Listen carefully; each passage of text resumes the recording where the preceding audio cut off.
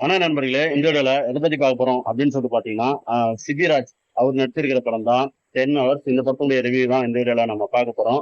10 hours இந்த படம் கடந்த ஏப்ரல் 17ஆம் தேதி, அதாவது வெள்ளிக்கிழமை ரிலீஸ் ஆகி போயிட்டு இருக்குது. இந்த படத்துல சிபிராஜ், கஜராஜ், அதுக்கப்புறம் ஏஆர் முருகதாஸ் தம்பி, இன்னும் நிறைய பேர் வந்து இந்த படத்துல நடிச்சிருக்கிறாங்க. இளையராஜா கலிய பெருமாள் அப்படின்ற புதுமுக இயக்குனர் இயக்கியிருக்கிற இந்த படத்துக்கு சுந்தரமூர்த்தி KS அப்படின்ற ஒரு மியூசிக் போட்டிருக்காரு. இந்த படத்தினுடைய ஒன்லைன் என்ன அப்படின்னு சொல்லிட்டு பாத்தீங்கன்னா, இந்த படத்தை, அதாவது இந்த படத்துடைய டைட்டிலே வந்து வேற லெவலா இருந்தது. ஏன்னு சொல்லிட்டு பாத்தீங்கன்னா, அதுவே ஒரு திரைக்கதை வந்து ஒரு போலீஸ் வந்து நம்ம சிபிராஜ் கிட்ட சொல்லிட்டு இருப்பாரு.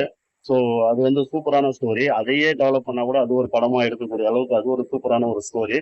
அதுக்கப்புறம் அந்த டைட்டில் எல்லாம் முடிஞ்சதுக்கு அப்புறம் போலீஸ் ஸ்டேஷன்ல ஒரு பொண்ணு வந்து கேஸ் கொடுத்தாங்க. அதே மாதிரி என் பொண்ணு வந்து காணோம், காலேஜ் போன பொண்ணை வந்து காணோம் அப்படின்னு சொல்லிட்டு. ஸோ இதை வந்து இன்ஸ்பெக்டர் ஆனா நம்ம கேஸ்ட்ரோ அப்படின்ற ஒரு கேரக்டர்ல நம்ம சிபிராஜ் அவர்கள் நடிச்சிருக்கிறாரு. ஸோ அவர் வந்து எந்த இடத்துல காணோம் அப்படின்னு சொல்லிட்டு டீட்டெயில் கேட்டு அந்த பொண்ணை தேடி போறாரு. அதுக்கப்புறம் பாத்தீங்கன்னா அந்த பொண்ணு ஒரு பஸ்ல இருக்கிறதா ஒரு தகவல் வரும். அந்த பஸ்ல போயிட்டு பார்த்தா அங்க ஒரு கொலை நடந்திருக்கும். அங்க ஒருத்தர் வந்து கொலை செய்யப்பட்டிருப்பாரு. இவரு யாரு, அதுக்கப்புறம் இந்த பொண்ணு கிடைச்சாங்களா இல்லையா அப்படின்றதுதான் அந்த படத்துடைய மொத்த கதை. சிபிராஜ் அவர்கள் ரொம்ப கச்சிதமா அந்த படத்துக்கு வந்து பொருந்திருக்கிறாரு, அந்த கேரக்டர் வந்து பொருந்திருக்கிறாரு. மாலை போட்டிருக்கிற போலீஸா வந்து நடிச்சிருக்கிறார். நிறைய பேர் வந்து மாலை போட்டிருக்கிற போலீஸா நடிச்சிருக்கிறாங்க. குறிப்பா வந்து தூள்ல நம்ம மனோஜிகே ஜெயின், ஸோ அவர் வந்து வேற லெவலா நடிச்சிருப்பாரு. ஸோ மாலை போட்டுட்டு வேற லெவலான ஒரு போலீஸா நடிச்சிருப்பாரு. ஸோ அதற்கு அடுத்ததான் இவருடைய கேரக்டர் வந்து ரொம்ப இம்பாக்டா இருந்தது அப்படின்னு சொல்லிட்டு சொல்லுவேன். ஸோ அந்த ஒரு கேரக்டருக்கு ரொம்ப கச்சிதமாவே சிவராஜ் அவர்கள் பொருந்தி இருந்தாரு. அவர்கிட்ட இருந்து வந்து நேர்த்தியான ஒரு நடிப்பு வந்து இந்த படத்துல வந்து கிடைச்சிருந்தது. குறிப்பா இன்டர்வல் டைம், அதுக்கப்புறம் இன்டர்வலுக்கு அப்புறம் ஒரு 3/4 மணி நேரம் அந்த படம் வந்து அப்படி பரபரன்னு போயிட்டே இருக்கும். ஸோ அதெல்லாம் வந்து ரொம்ப நல்லா வந்து கேரி பண்ணியிருந்தார் சிபிராஜ் அவர்கள். இது ஒரு கம்பேக்கான ஒரு படம் தான் அவருக்கு. அதுக்கப்புறம் பாத்தீங்கன்னா இந்த படத்துல கஜராஜ் அவர்கள், ஸோ கார்த்திக் சுப்ராஜுடைய அப்பா. ஸோ ரொம்ப நாளைக்கு அப்புறம் அவருக்கு வந்து சூப்பரான ஒரு கேரக்டர். ரொம்ப நாளைக்கு அப்புறம் இல்ல, இது ஒரு நல்ல ரோல்னு சொல்லலாம். ரொம்ப சப்போர்ட்டிங்கான ஒரு ரோலு. டைட்டில்லே அவர் வந்து வேற லெவலான ஒரு கைத்தட்டல வாங்கிட்டு போயிடுவாரு அப்படின்றது எனக்கு தோணுது. ஏன்னு சொல்லிட்டு பாத்தீங்கன்னா இந்த கதையை சொல்ற அந்த ஒரு விதம் வந்து ரொம்ப நல்லா இருந்தது. அதுக்கப்புறம் எல்லா விதத்திலும் நம்ம இன்ஸ்பெக்டரான கேஸ்டோவுக்கு இது வந்து தெரியுது. ஸோ அதனால வந்து ஒரு சப்போர்ட்டிங் ரோலை வந்து அவர் சூப்பரா பண்ணியிருக்கிறாரு.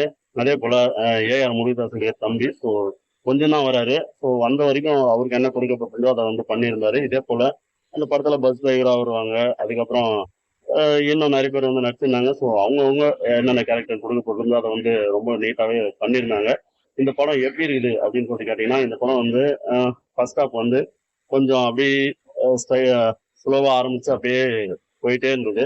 அதுக்கப்புறம் பாத்தீங்கன்னா இன்டர்வல், ஸோ ரொம்ப நல்லா இருந்தது. அதுக்கப்புறம் பாத்தீங்கன்னா திரும்ப இன்டர்வல் முடிஞ்சு கொஞ்ச நேரம் ஒரு மாதிரி போய் அதுக்கப்புறம் படம் வந்து ஸ்பீட் எடுத்து வேற லெவலா போயிட்டு முடிஞ்சிருக்கு. ஆனா படம் பார்த்து முடிச்சதுக்கு அப்புறம் ஒரு ரெண்டு ஃபீலிங் வந்தது. என்னன்னு சொல்லி பாத்தீங்கன்னா, ஆஹ் இந்த படம் வந்து நல்லா தானே இருக்கு அப்படின்னு சொல்லிட்டு தோணுச்சு. இன்னொன்னு வந்து இவ்வளவுதானா அப்படின்ற மாதிரியும் தோணுச்சு. ஏன்னு சொல்லிட்டு பாத்தீங்கன்னா, இந்த படம் வந்து கதை கான்செப்ட் எல்லாமே வந்து நல்லா தான் இருந்தது.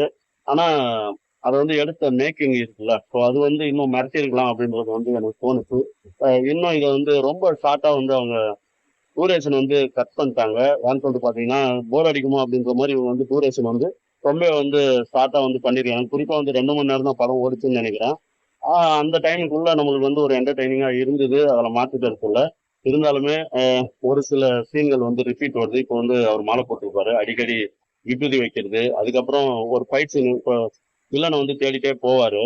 அதுக்கப்புறம் பாத்தீங்கன்னா ஒரு ஃபைட் வரும். இந்த இடைவெளிக்கு முன்னாடி, அதுக்கப்புறம் இடைவெளிக்கு அப்புறம் திரும்பவும் அதே மாதிரி வில்லன்களை துரத்திட்டு போவாரு. அப்போ ஒரு ஃபைட் வரும். ஸோ இதெல்லாம் வந்து ரிப்பீட்டா வந்து நின்றுது. இதெல்லாம் பார்க்கும்போது இந்த படத்தினுடைய அந்த விறுவிறுப்பு வந்து இது கம்மி பண்ணுச்சு. அதை வந்து நம்மளுக்கு வந்து இந்த படத்தினுடைய இன்ட்ரெஸ்ட் வந்து குறைச்சிது அப்படின்னு சொல்லிட்டு நான் சொல்லுவேன்.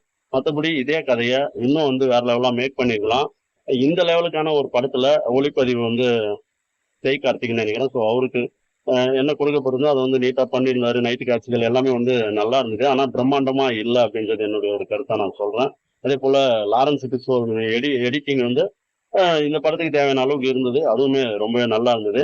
குறிப்பா அந்த படத்துடைய பிளஸ் பாயிண்ட் வந்து இந்த படத்துடைய மியூசிக் டைரக்டர் சுந்தரமூர்த்தி KS அவருடைய மியூசிக் வந்து ரொம்ப வேற லெவலா இருந்தது. இவர் வந்து மிகப்பெரிய அளவுல தமிழ் சினிமாவில் வளம் வர்றதுக்கு இது ஒரு முக்கியமான ஒரு படமா அமைஞ்சிருக்குது அப்படின்றது வந்து ஒரு மாற்று கருத்து இல்லை. ஏன்னு சொல்லிட்டு பாத்தீங்கன்னா BGM, அதுக்கப்புறம் மியூசிக், பேக்ரவுண்ட் ஸ்கோர்னு சொல்லி எல்லாமே ரொம்ப பக்காவா பண்ணியிருந்தாரு. இளையராஜா கலிபெருமாள் அந்த படத்துடைய புதுமுக டைரக்டர்.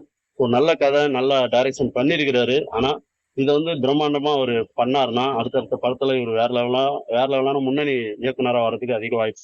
மொத்தத்துல இந்த படம் எப்படி இருக்குது அப்படின்னு சொல்லி கேட்டீங்கன்னா, ஃபர்ஸ்ட் ஹாஃப் வந்து வித்தியாசமான ஒரு கதையா போயிட்டு இருந்தது. என்னடா நடக்க போகுது அப்படின்ற ஒரு வித்தியாசத்த வந்து நம்மளுக்கு கண்முன் நீட்டுச்சு. அதே போல செகண்ட் ஹாஃப் வந்து கொஞ்ச நேரத்துக்கு அப்புறம் நல்லா ஸ்பீடாவே போயிட்டு, இந்த படம் வந்து ஒரு டைம் பார்க்கலாம் அப்படின்ற மாரி இந்த படம் இருந்தது அப்படின்றது தான் என்னோட ஒரு கருத்து. இன்னொரு குறிப்பு, இந்த படத்துல டெல்லி மேட்டர் வந்து சொல்லியிருந்தாங்க. அதுல ஒரு கல்லூரி மாணவிய அந்த பஸ்ல அந்த டிரைவரும், கண்டக்டரும் சந்திச்சாங்கல்ல. ஸோ அந்த மேட்டர் வந்து இதுல மிக்ஸ் பண்ணியிருக்கிறாங்க. அது வந்து இன்னொரு விழிப்புணர்வு ஏற்படுத்தக்கூடிய ஒரு விஷயமா எனக்கு தோணுது. அத வந்து இதுல சேர்த்துட்டு இந்த படத்துக்கு ஒரு ப்ளஸ் பாயிண்ட்டா நான் நினைக்கிறேன்.